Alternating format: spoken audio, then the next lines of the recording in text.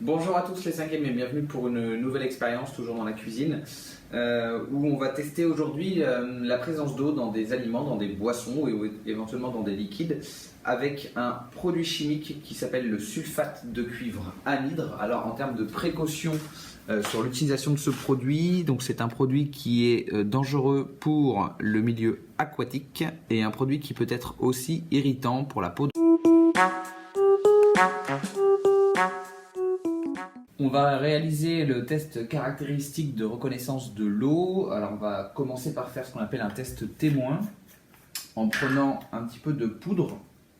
Alors jamais en contact avec la peau, on l'a dit, hein, c'est un produit qui est irritant.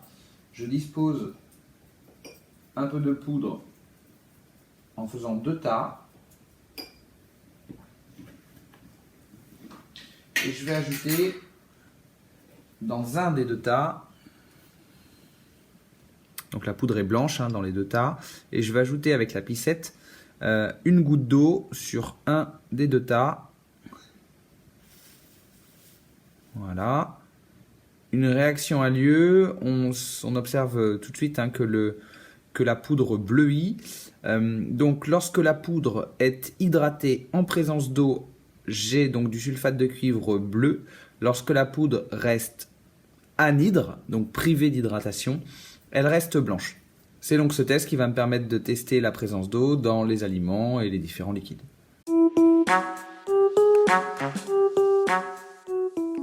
Maintenant qu'on sait comment tester la présence d'eau avec le sulfate de cuivre, je vais pouvoir la tester dans différentes boissons ou liquides.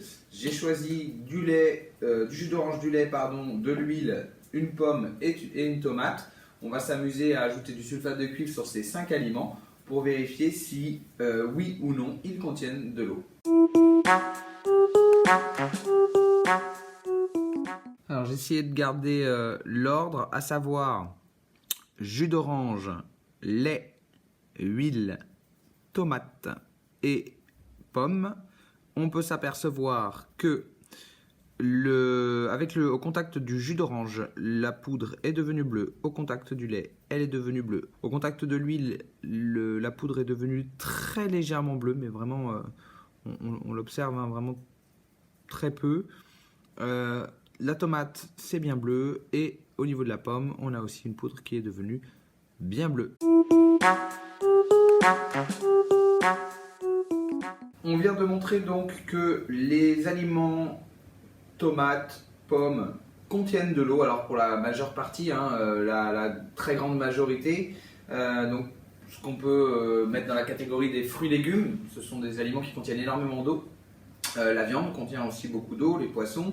Les aliments qui vont contenir un petit peu moins d'eau, c'est tout ce qui sont les fruits à coque, les arachides, les cacahuètes, ce genre de choses, les amandes, de par le fait qu'elles sont aussi un peu grasses. Et d'ailleurs on peut observer que l'huile est parmi tous les produits utilisés, le produit qui contient le moins d'eau. Alors là, le pourcentage est vraiment très très faible.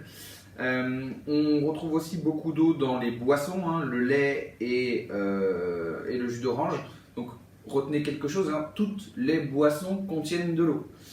C'est vraiment un point commun. Ne retenez pas que tous les liquides contiennent de l'eau. On peut retrouver des liquides sans eau, notamment des produits utilisés en chimie hein, qui ne contiennent vraiment pas du tout d'eau. Mais par contre, toutes les boissons contiennent de l'eau, mais dans des proportions variables, ce qui explique aussi les différentes teintes. On n'a pas le même bleu suivant les boissons que l'on teste.